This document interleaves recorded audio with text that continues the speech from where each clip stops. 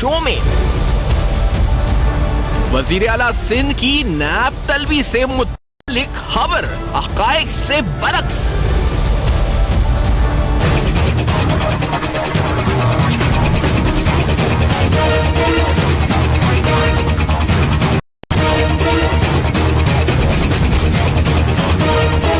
मली नदी अराजी केस, क्या मुराद अली शाह का किरदार मशकूक? वजीर आला सिंध के सियासी मुस्तकबिल पर उठते सवालात।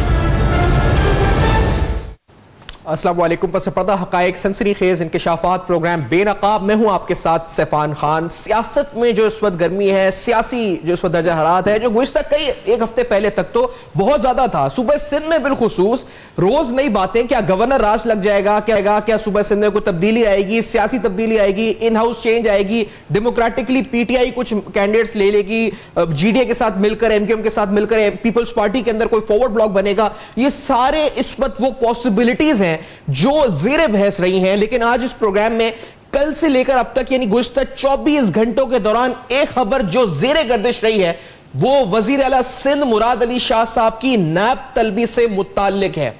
आया वजीर आला सिंध को नैब तलब किया गया या नहीं किया गया? इससे पहले कि हम आपको बताएं कि नैब ज़राए क्या कहते हैं, आपको सुनाते हैं कि खुद मुराद अली शाह साहब इस बारे में क्या कहते हैं, नैब तलब किया गया या नहीं किया गया, इस नोटिस के बारे में, समन के बारे में क्या कहते हैं। Let's hear this.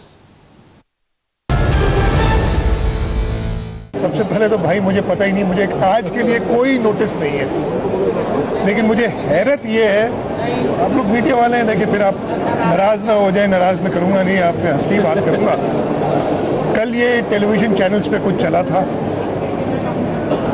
बर वक्त तरदीद कर दी गई थी, चीफ मिनिस्टर हाउस से मीडिया को बता दिया गया।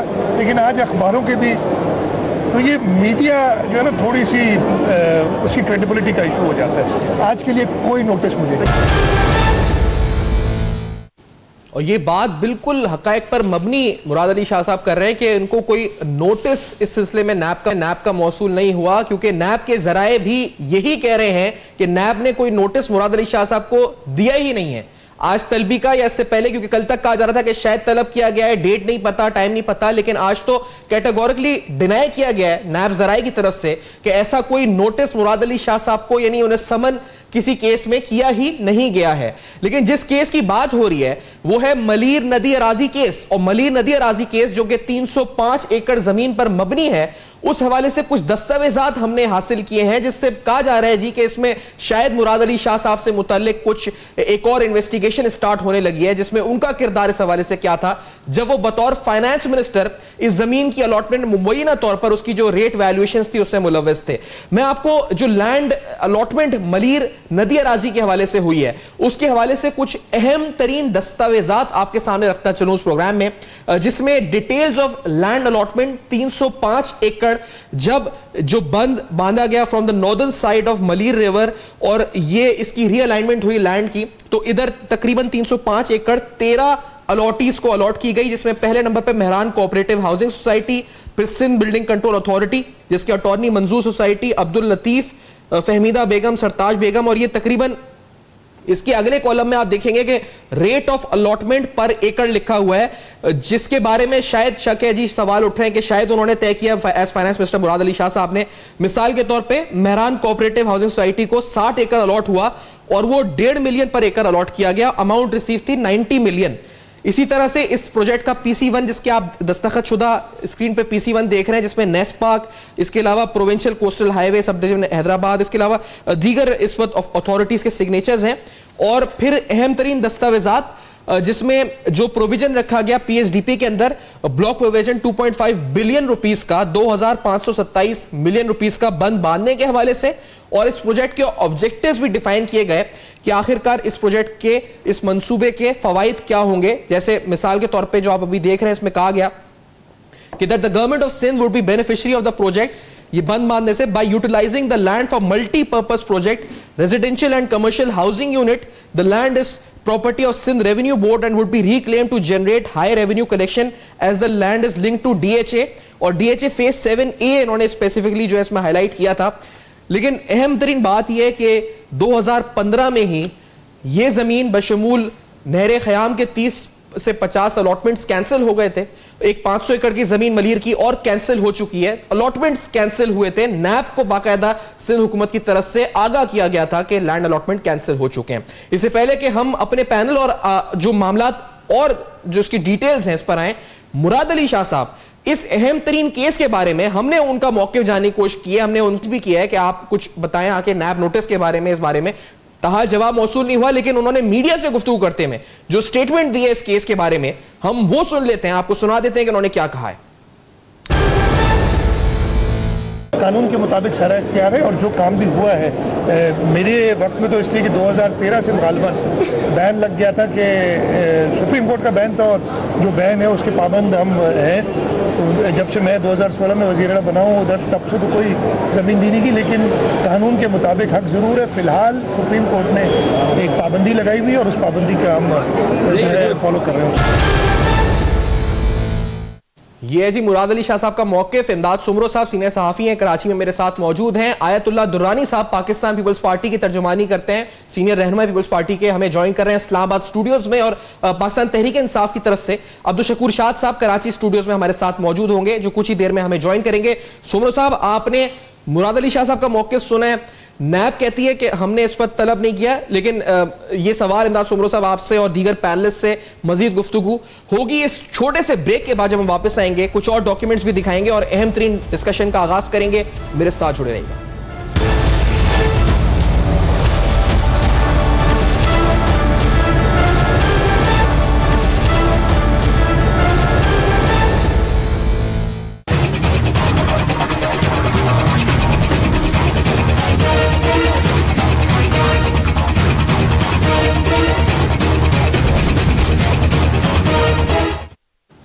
Welcome back. आप देख रहे हैं बेनकाब, और आज बड़े अहम तरीन सवालात मुराद अली शाह साहब के सियासी मुस्तकबिल, नैब केसेस, तहकीकात, सीएम सिंध क्या आगे करने जा रहे हैं और नैब क्या करने जा रही है, बड़े अहम सवालात हैं। और मैं इमदाद सुमरो साहब, आयतुल्लाह दुरानी साहब पीपल्स पार्टी से, आयतुल्लाह दुरानी साहब, इमदाद सुमरो साहब सीनियर सहाफ़ी हैं, अब्दुल शकूर शाह साहब जो कुछ देर में साथ होंगे, तीनों का इस वक्त खुशामदीद कहते हैं प्रोग्राम में। सुमरो साहब, आपने वो इंट्रो हमने पूरा जो दिया है इस पर डिटेल में सुना। माजरा क्या है, इनको तलब किया गया है, नहीं तलब किया गया है? और क्योंकि ये जो पर्टिकुलर अलॉटमेंट है ये तो कैंसिल हो गई 2015 में, तो इस केस में तो फाइनेंशियल लॉस कुछ हुआ नहीं। नुकसान तो जब होता जब हाउसिंग मल्टीपर्पज बन जाती, रेजिडेंशियल कमर्शियल बिक जाती, बिक के फिर नुकसान होता ना। तो ये मामला क्या है, ये फेक न्यूज चल रही है कल से, क्या है ये? शुक्रिया सैफान भाई, फेक न्यूज नहीं है। मुराद अली शाह अंडर इंक्वायरी है इसी केस में। ये मलीर नदी के बेड में, जिसको हम पेट कहते हैं, उसमें इलीगली 305 एकड़ अराजी गैर कानूनी तौर पे क्रिएट की गई थी सिंध गवर्नमेंट की तरफ से। उस वक्त चीफ मिनिस्टर थे कायम अली शाह साहब, और मुराद अली शाह साहब का उसमें जो रोल बनता है वो ये बनता है कि जब ये ज़मीन 305 एकड़ निकाली गई, उसमें जो रेट असेस किए गए थे, जिस तरह मुराद अली शाह साहब ने खुद कहा है या जिस लेटर में आपने दिखाया है कि ये DHA के साथ है, तो इसकी ज़मीन की वैल्यूएशन बहुत ज़्यादा है। एक तो ये ज़मीन नहीं निकालनी चाहिए थी। ये मुराद अली शाह साहब ने नहीं कहा, ये तो प्रोजेक्ट ऑब्जेक्टिव्स और ये जो इनके PSDP प्लान है उसमें लिखा हुआ है। ये इसमें कोई मुराद अली शाह साहब के दस्तखत नहीं है इस डॉक्यूमेंट पे। जो दस्तखत हैं अलॉटमेंट के डॉक्यूमेंट पे तो वो है डिप्टी कमिश्नर मलीर कराची के, असिस्टेंट कमिश्नर बिन कासिम मलीर के, और मुख्तार क्यार जो रेवेन्यू है बिन कासिम का, उसके इसके डॉक्यूमेंट्स पे दस्तखत नहीं, मुराद अली शाह साहब के दस्तखत है एज ए रेट असेसमेंट। अच्छा, ये बिल्कुल कीमती ज़मीन थी। सबसे पहले तो ये ज़मीन नहीं निकालनी चाहिए थी, इसको इस पर्पस के लिए, रिहायशी या कमर्शियल पर्पस के लिए इस्तेमाल नहीं करना चाहिए था, क्योंकि ये मलीर नदी का पेट है। इससे जो मलीर नदी में जब फ्लड के एरिया में या नॉर्मल दिनों में जो पानी का बहाव है उसको नुकसान होगा। उसके लिए 2.5 अरब रुपए मुख्तस किए गए थे। इरिगेशन डिपार्टमेंट ने एक स्पेशल बंद बांधा था, वो भी गैर कानूनी है, जिसमें 40 करोड़ रुपए खर्च भी हो चुके हैं, इरिगेशन डिपार्टमेंट ने खर्च भी किए हैं। अब आते हैं कि इसमें अलॉटमेंट में किरदार किसका क्या है। Syed Qaim Ali Shah as a chief minister उनका किरदार है, Murad Ali Shah as a finance minister उन्होंने रेट असेस किया था।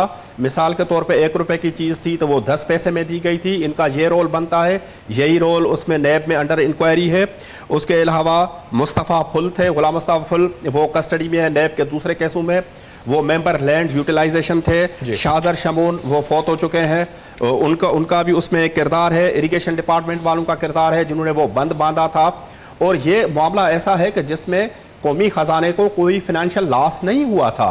मुराद अली शाह का अब इसमें कोई इतना बड़ा रोल भी नहीं बनता, ना इस पे कोई बड़ी बात आएगी, लेकिन इनको तलब किया जाएगा, इनकी बयान सुना जा सकता है नेब की जानिब से। नहीं, लेकिन लॉस नहीं है, आप भी कह रहे हैं कि कोई लॉस इनकर नहीं हुआ है इसमें। नहीं, 40 करोड़ रुपए लॉस तो हुआ है। 40 करोड़ लॉस हुआ है जो बंद बनाने के ऊपर, जो बंद बनाया गया था। इस वक्त तक जो खर्च 2.5 अरब रुपए मंजूर किए गए थे, उसमें फाइनेंस डिपार्टमेंट में एज ए फाइनेंस मिनिस्टर मुराद अली शाह का भी रोल है कि 2.5 अरब रुपए एक गैर कानूनी स्कीम के लिए उन्होंने मंजूर किए। ये तो स्कीम बनाने पर तुले हुए थे, लेकिन जब नेब ने इंटरवीन किया तो उन्होंने स्कीम खत्म कर दी। लेकिन उस वक्त तक सिंध के गरीब आवाम के पैसों के जो 40 करोड़ रुपए है वो खर्च हो चुके थे। अच्छा। उस 40 करोड़ का हिसाब कायम अली शाह से भी लेना चाहिए, मुराद अली शाह से भी लेना चाहिए, और इरिगेशन डिपार्टमेंट वाले जो उसमें मुलविस है उनसे लेना चाहिए। ये नेब इस पे इंक्वायरी कर रही है। बाकी जो बड़ा फाइनेंशियल लॉस है वो नहीं हुआ। मैं इसमें थोड़ा डिटेल से जाऊंगा। अच्छा, एक चीज, क्योंकि जब 40 करोड़ रुपए का जो हुआ है तो वो भी उन्होंने प्रोसीजर फॉलो करके अप्रूवल दिया। जैसे ये PSDP है तो उन्होंने एक प्रोजेक्ट प्रपोजल है, उसमें लिखा है कि प्रोजेक्ट ऑब्जेक्टिव्स ये हैं, if the procedure has been followed, कि भाई हमने 2.5 अरब इसलिए अलोकेट किए कि काबीना की मंजूरी, तमाम प्रोसीजर्स को फॉलो करके फिर फाइनेंस मिनिस्टर ने दस्तखत किए, फिर तो वो अकॉर्डिंग टू लॉ है ना इस पर अंदाज? नहीं, बिल्कुल सैफान भाई, अकॉर्डिंग टू लॉ नहीं है, इलीगल है। अच्छा। जिस इमारत की बुनियादी आपने गलत रखी, मलीर नदी के पेट में कुछ भी नहीं हो सकता, कोई रिहायशी स्कीम नहीं हो सकती। आपने उससे जमीन ही अक्वायर जो 305 एकड़ है वो इलीगल की है, तो उसके बाकी प्रोसीजर तो वो बोगस हो जाते हैं ना। वो तो सिर्फ एक कागजी कार्रवाई है, प्रोसीजर भी ये खुद बनाते हैं, अप्रूवल भी खुद देते हैं, क्योंकि ये मिलाफाइड इंटेंशन था सिंध गवर्नमेंट का कि अपने मनपसंद लोगों को। आपने काफी नाम बताया जिनको ये जमीन अलाट हुई। एक ऐवान सदर के मुलाजमीन के लिए एक स्कीम थी, मेहरान हाउसिंग सोसाइटी, 7 एकड़ उसको दी गई। एक गघर मल्टीपल सोसाइटी थी जो सिंध असेंबली के मेंबरान ने, डॉक्टर सिकंदर बेंद्रो ने इनिशिएट किया था कि सिंध असेंबली के मेंबरान जो बेचारे बहुत ही गरीब हैं, जिनके पास रहने के लिए जगह नहीं है, उनके लिए 40 एकड़ मुख्तस की गई थी। और हम जो सहाफ़ी बैठे हुए, हमारे हाथ भी साफ नहीं है, 16 एकड़ सहाफ़ियों के लिए मुख्तस किए गए थे। जो कराची यूनियन ऑफ जर्नलिस्ट का एक ग्रुप था उसके लिए 16 एकड़। लेकिन मजे की बात यह है कि वो जमीन कराची यूनियन ऑफ जर्नलिस्ट के लिए नहीं दी गई थी, वो जमीन अलाट की गई थी रियायती नुर्खों पे। जो उस वक्त के कराची यूनियन ऑफ जर्नलिस्ट के सदर थे GM जमाली, उनके नाम पे 16 एकड़ थी। उसका खाता भी GM जमाली के नाम पे था, जो वो बड़े फखरे अंदाज में दिखाते थे। अच्छा, GM जमाली साहब आजकल Pakistan federal union of journalist के एक ग्रुप के प्रेसिडेंट हैं। एक चीज उसके अलावा 3 एकड़ मंजूर कादर काका के नाम पे की गई थी, सिंध बिल्डिंग कंट्रोल अथॉरिटी के मुलाजमीन के नाम पे। तो ये भी एक बदनीयती इसमें शामिल होती है कि जिस पर्पज के लिए आप जमीन दे रहे हैं तो वो उन अशखास के नाम पे क्यों है, वो उस तंजीम के लिए, उस सोसाइटी के नाम पे क्यों? एग्जैक्टली ये सवाल है। अच्छा, मैं इससे पहले कि आगे ये मैनेजिंग जो Mehran cooperative employees government employees society है, इसकी डिटेल्स में आऊंगा मैं इसमें, क्योंकि इसमें और कौन कौन बेनिफिशरीज है, क्योंकि इसमें से एक ऐसे शख्स है जो कल ही नैब ने परसों गिरफ्तार किया है, तो वो भी आपको बताऊंगा। आयतुल्लाह दुरानी साहब, सर ये जो आप देख रहे थे न्यूज में जो चल रहा है मामला, आपकी पार्टी ने कहा जी कि ऐसा नहीं है, मुराद अली शाह साहब ने बिल्कुल सही कहा, नैब ने समन ही नहीं किया उनको उस पर। लेकिन आपको क्या लगता है, ये मीडिया पीछे लगा हुआ है कि उनको समन किया है, वो कह रहा है समन नहीं किया, नैब भी कह रहा है जरा है कि हमने नहीं समन किया है। सर ये क्या खेल चल रहा है इस वक्त? दुरानी साहब कैसा देख रहे हैं आप इस मामले को, क्या हो रहा है ये? Is it new to you या आप आदी रह चुके हैं इन मामलात के कि होता ही रहता है, ये मामलात पीछे लग गए, क्या हो गया दुरानी साहब? बिस्मिल्लाहिर्रहमानिर्रहीम। सुफियान खान, पहले तो एक अच्छी सी खबर आपको दूं। अब ये ISPR ने एक खबर दी है कि पाकिस्तान के इंजीनियर और साइंसदानों ने, डिफेंस डिपार्टमेंट ने एक A-100 किस्म का मिसाइल पाकिस्तान के इंजीनियर्स ने खुद पाकिस्तान के अंदर अपनी मेहनत और काविशों से बनाया है और पाकिस्तान की डिफेंस में इसको शामिल किया है। लिहाजा तमाम इंजीनियर और साइंसदानों को मुबारकबाद। सबसे पहले ये अच्छी खबर आप ले लें। दूसरी खबर हम ये देते हैं कि डिपार्टमेंट्स जो है ना, वो एक प्रपोजल देते हैं। फ़र्ज़ कीजिए अभी इमदाद सूरो साहब खुद बता रहे थे कि वो डिफेंस के पालू में पड़ा हुआ ज़मीन बहुत कीमती है, और फिर उसी वक्त उन्होंने खुद ही कहा, सूरो साहब ने, कि उन्होंने इस डिपार्टमेंट ने इसको फिर कैंसिल किया क्योंकि बेड का एरिया था, यानी उसमें कोई किसी किस्म का भी न काश्तकारी हो सकती है, न उसमें कोई बिल्डिंग बनाया जा सकता है। तीसरा, उसी खबर के साथ ये खबर भी लगाई गई कि वहाँ पर एक डिफेंस का यानी हिफाजती एक बंद भी बांधा गया, जिसमें से शहर को नुकसान से या बड़े नुकसान से बचाने के लिए खर्च भी किया गया। अब टेक्नोक्रेट और बैरोक्रेट जब भी किसी चीज़ का प्रपोज कर लेते हैं तो वहाँ से वो डेवलप होकर के आ जाते हैं। और चौथी बात उन्होंने कर दी कि तमाम चीज़ें उन लोगों को, उन सोसाइटीज़ को दिया गया कि जो मुख्तलिफ़ किस्म के अदारों से मुतल्लिक है, जिनको घर या बनाने का या वहाँ पर फ्लैट बनाने की ज़रूरत महसूस हुई। जैसे उनको अपने जर्नलिस्टों के मुतालिक शायद इमदाद सुमरो साहब अगर उसमें गैर कानूनी था, उसको मिल जाता। भली साहब को मिले, लेकिन वो गैर कानूनी काम था। आप सुने एक से मेरे इमदाद साहब, जो हम बोल रहे हैं फिर आप बोले, जितना बोल सके मैं सुनूंगा इसको।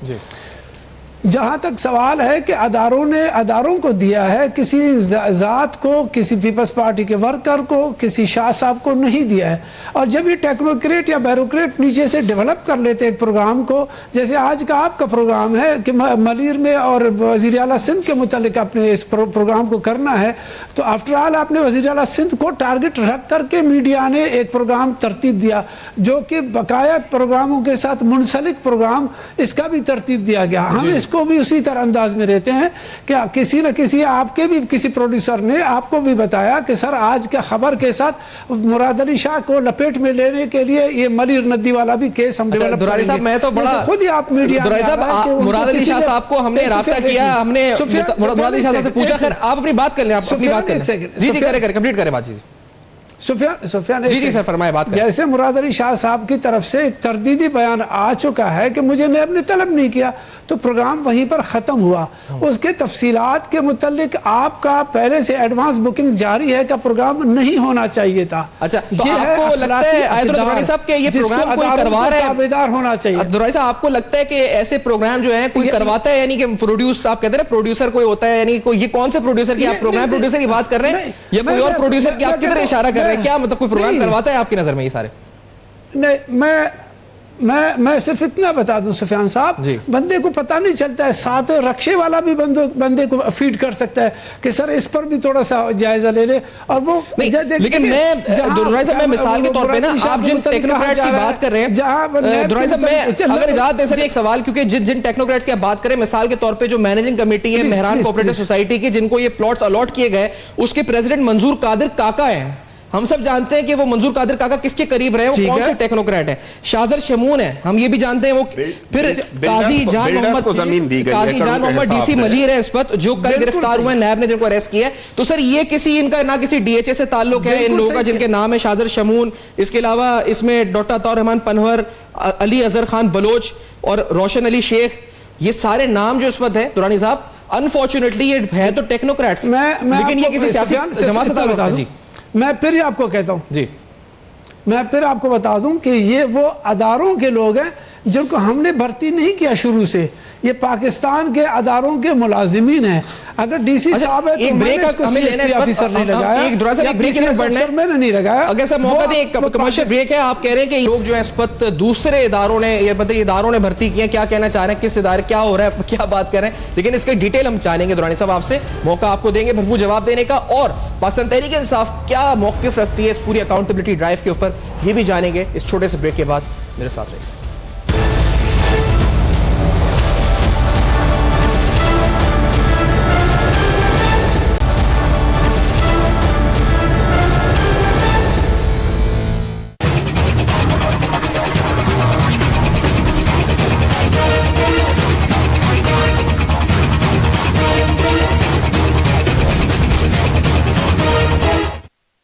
Welcome back. आप देख रहे हैं बेनकाब, और बेनकाब में अहम तरीन सवालात उठा रहे हैं। अब्दुल शकूर शाद साहब पाकिस्तान तहरीक इंसाफ के रुकन कौमी असेंबली लियारी से मुंतखब हुए हैं, हमें ज्वाइन कर चुके हैं स्टूडियोज में। आपका भी शुक्रिया, बहुत बहुत आपने ज्वाइन किया है।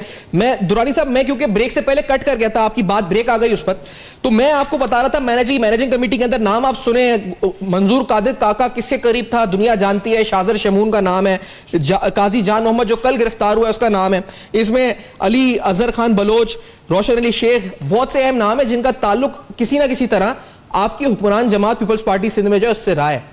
तो दुरानी साहब, ये कौन से इदारे के लोग हैं? आप इनको टेक्नोक्रेट तो कह सकते हैं, पर ये पॉलिटिकली मोटिवेटेड, पॉलिटिकली एक्सपोज लोग नहीं है क्या दुरानी साहब? क्या ये मुझे बता दीजिए कि ये अदारों में क्लरिकल अदारों में है, बाबू वाले अदारों में है, किसी पीपल्स पार्टी के वर्कर थे। सिंध बिल्डिंग कंट्रोल अथॉरिटी का चेयरमैन है, जिसका वजीर आपका लोकल गवर्नमेंट का मिनिस्टर होता है, शर्जील मेमन रहा है, मिनिस्टर जाम खान चोरो रहा है। एक सेकंड, बिल्कुल ठीक होगा। ये मुझे बता दीजिए कि वो वहां पर जो बंदा लगा हुआ है वो कब से मुलाजिमत कर रहा था, कितनी मुद्दत से सिंध गवर्नमेंट में मुलाजिम था? नहीं तो इससे आप क्या साबित करेंगे? ये साबित करेंगे कि पीपल्स पार्टी का ताल्लुक नहीं है। मंजूर कादिर काका कब से लगा? मुझे बताइए ना सुफियान, जब आप बात करेंगे तो सिर्फ मैंने इसको, आपने केस डेवलप किया तो मैंने जवाब देना। आप मेरे जवाब दीजिए कि अगर मैंने इसको अपॉइंट किया है हाजिर, तो मंजूर कादिर काका को किसने अपॉइंट किया? इमदाद सुमरो साहब, क्या किसी और इदारे ने अपॉइंट किया? किसने? एफबीआर ने अपॉइंट किया है, नैब ने अपॉइंट किया, किसने अपॉइंट किया था? देखिए, मंजूर कादिर काका सिंध गवर्नमेंट के अपॉइंटी हैं और आसिफ जरदारी और फरियाल टालपुर के वो फ्रंटमैन हैं। को किसने किया? अच्छा, दूसरी बात में दुरानी साहब की बात, इमदाद सुमरो साहब, मंजूर कादिर काका को किसने अपॉइंट किया? पहले यहां से स्टार्ट करते हैं। जो प्रेसिडेंट थे सोसाइटी के, किसने अपॉइंट किया? मंजूर कादिर काका साहब एक सिंध की जो ब्यूरोक्रेसी है, जो अफसरशाही है, उसके ऊपर एक बदनमा और एक काला दाग है। और किसने अपॉइंट वो किया? आसिफ जरदारी और फरियाल टालपुर साहिबा के फ्रंटमैन है। अच्छा, मैं दुरानी साहब की एक बात का जवाब दूं जिसमें वो टेक्नोक्रेट और ब्यूरोक्रेट बार बार कह रहे हैं। तो दुरानी साहब, 2007 में जो जनरल मुशर्रफ के साथ आपकी पार्टी ने एनआरओ किया था, तो उस एनआरओ में आपके जो सियासतदान थे जिनके ऊपर करप्शन के केसेस थे, उसके अलावा आपने सैकड़ों अपने चहीते ब्यूरोक्रेट्स और टेक्नोक्रेट्स के केस खत्म कराए थे, इसलिए कि वो पॉलिटिकली आपके साथ एफिलिएटेड है। तो ये जो ब्यूरोक्रेट्स और टेक्नोक्रेट्स का नाम आ रहा है, ये पॉलिटिकली पीपल्स पार्टी के क्राइम पार्टनर हैं और उनके साथ एसोसिएटेड हैं। इसका सबूत यह है कि एनआरओ जब 2007 में मुशर्रफ के साथ शहीद मोहतरमा बेनजीर भुट्टो ने साइन किया था, तो उसमें यह शिक रखी गई थी कि इन अफसरान के नाम जो करप्शन के केसेस हैं वो भी किए जाए।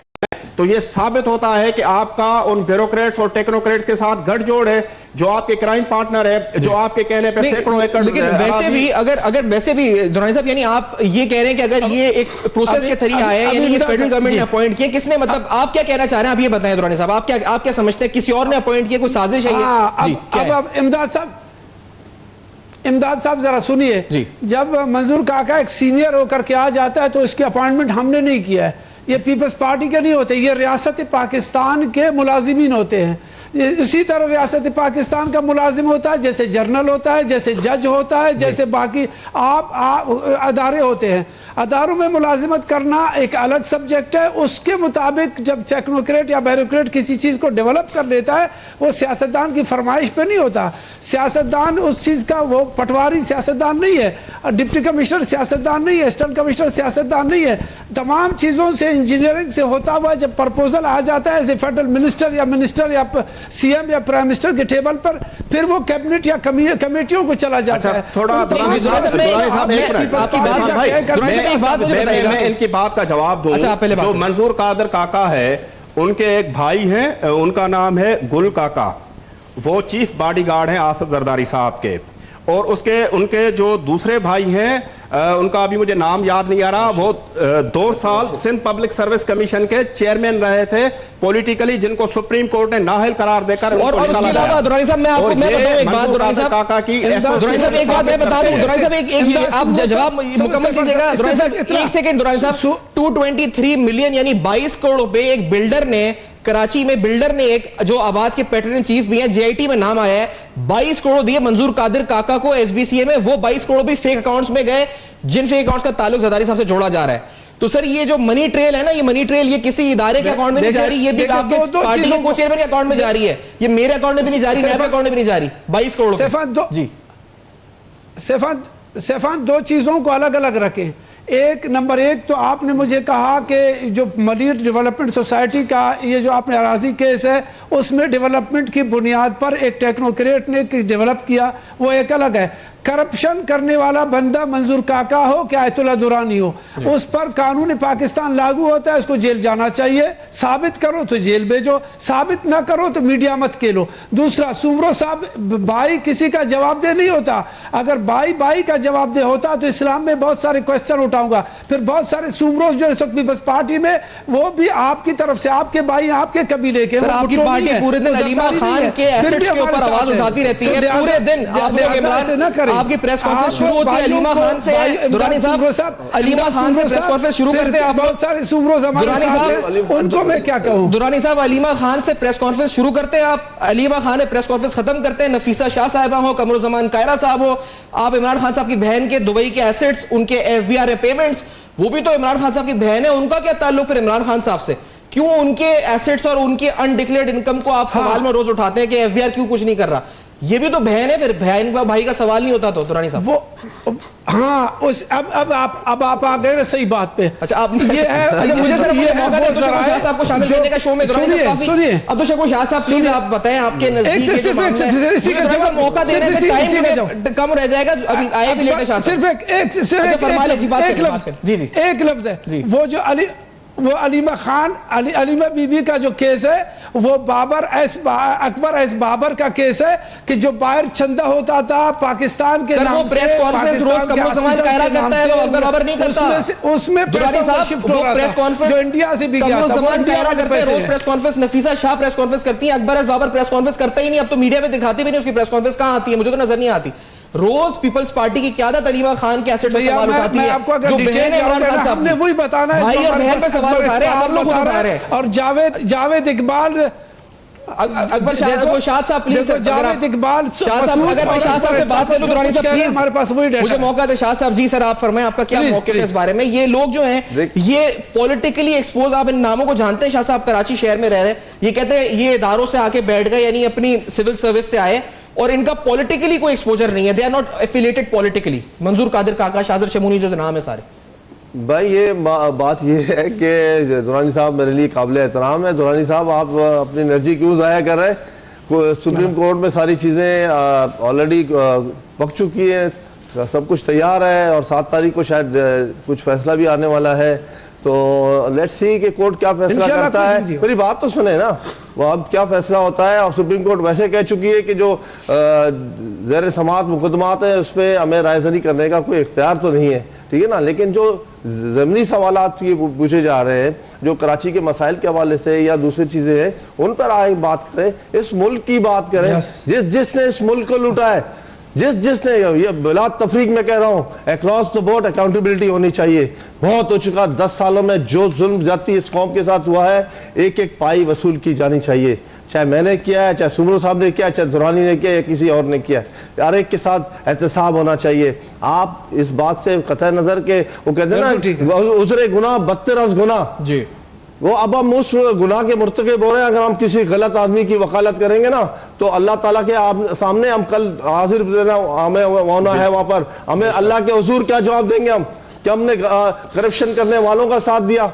हम कोई भी हो, चाहे मैं किसी का नाम नहीं ले रहा हूं ना, किसी पार्टी को तनकीद का इशारा बना रहा हूं, लेकिन हमें पाकिस्तान का सोचना चाहिए, हमें पाकिस्तान के गरीब लोगों का सोचना चाहिए। यहाँ पर लोग नाने शवीना को मोहताज है या लोग इलाज के लिए तरसते हैं। मैं लारी में आपको दिखाता हूँ, अभी 2 दिनों में अयान अली के वकील के जो है मामू उसके भांजे जो है, उन्होंने 377 घरानों को फाका कशी पर मजबूर कर दिया। 10 साल से वहां पर मुलाजमत कर रहे थे, एक कलम की जुम्बश से 377 लोगों को वहां से फारिग कर दिया। यहाँ बेरोजगारी बढ़ रही है, यहाँ पर गुर्बत बढ़ रही है, यहाँ महंगाई बढ़ रही है। हम बैठकर यहाँ पर गलत लोगों की वकालत करें, हमें जेब नहीं देता। शाह साहब, अयान अली के वकील के मामू नहीं, वकील के भांजे अब्दुल बर साहब ने जो है वो चेयरमैन बने, उनका मुस्लिम लीग से ताल्लुक था। मुस्लिम लीग की तरफ से उन्होंने जुम्मन दरवान नवार पीपल्स पार्टी के थे, उनके सामने इलेक्शन भी कंटेस्ट किया था, हार चुके। और उसके बाद अब उनको उठाकर वहां चेयरमैन लगा दिया फिशरी का, उसका कोई ताल्लुक ही नहीं फिशरी से। अब गिलारी के और क्यामाड़ी के माहीगीरों के खानदान से ताल्लुक रखने वाले, इलारी के गरीब घरानों से ताल्लुक रखने वाले लोगों को आपने बेरोजगार किया। वहां सेवरेज उबल रहे हैं। मैंने आपकी पार्टी के एक बहुत ज्यादा जिम्मेदार आदमी को कहा कि लारी के ये पंपिंग स्टेशनों को तब्दील करें या नए पंप लगाए जाए, गली गली गटर उबल रहे हैं। उसने मुझे जो जवाब दिया, मैं वक्त आने पर वो भी बता दूंगा। मुझे, मैं उस पार्टी में रहा हूं, इसलिए थोड़ा सा पर्दा रखना चाह रहा हूँ। मुझे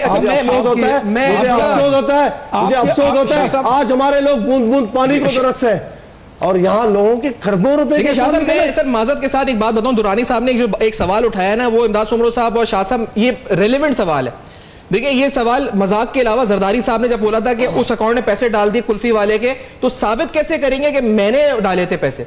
अभी दुरानी साहब ने सवाल उठाया कि ये जो नाम है जिनके अकाउंट में या जो इस वक्त कर रहे थे जमीनों के घपले, ये वो साबित कैसे करेंगे कि उनको हमने इस वक्त, वो हमारे लिए काम कर रहे थे, काका कुछ कर रहा था तो हमारे लिए कर रहा था, कैसे साबित करेंगे?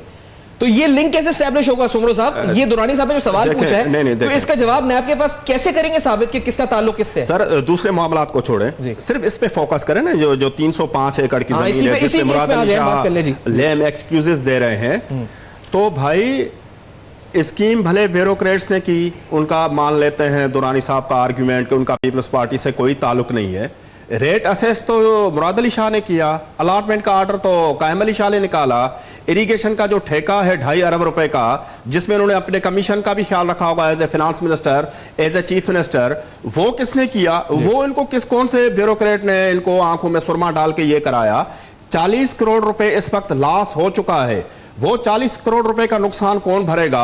दूसरा, दुरानी साहब कह रहे हैं कि बंद बनाया गया बड़ा जबरदस्त। दुरानी साहब, शायद मेरी आवाज उन तक नहीं पहुंची कि मलीर रिवर के बेड में कोई भी रिहायशी और कमर्शियल कार्रवाई हो ही नहीं सकती। लेकिन मैं जाते भले अगर साफियों के नाम के 16 एकड़ दी गई थी जीएम जमाली को, तो वो भी इलीगल है। दुरानी साहब, ये वही बात है जो मॉडल टाउन के अंदर मुबैना तौर पर शहबाज शरीफ ने जो जीआईटी में आया कि